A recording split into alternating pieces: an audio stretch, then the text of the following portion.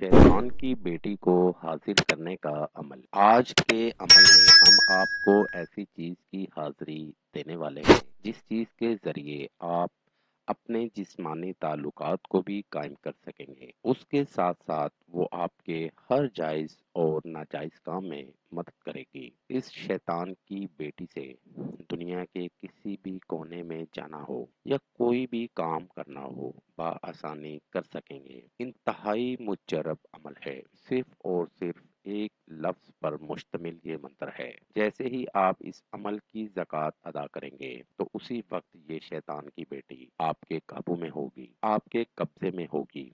हम बिस्तरी इससे करना लाजिम है। इससे आपके जिस्मानी ताल्लुकात भी होंगे। अमल का तरीका: मोहनी, करशाश, शोम, मंचला, सुहाहा।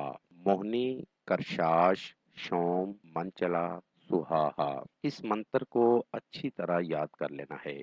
किसी भी हराम जानवर का सर आपने ले लेना है। सिर्फ उस खोपड़ी लेनी है। खोपड़ी लेकर एक दायरा लगाकर उसके अंदर बैठ जाएं और उस पर ये मंत्र 725 बार पढ़कर फूंक मारनी है। 1 मीटर लाल रंग के कपड़े में, मतलब 1 मीटर लाल रंग का कपड़ा लेकर उसमें आपने सिरी को, खोपड़ी को बांधकर किसी भी नदी या नहर में बहा देना है।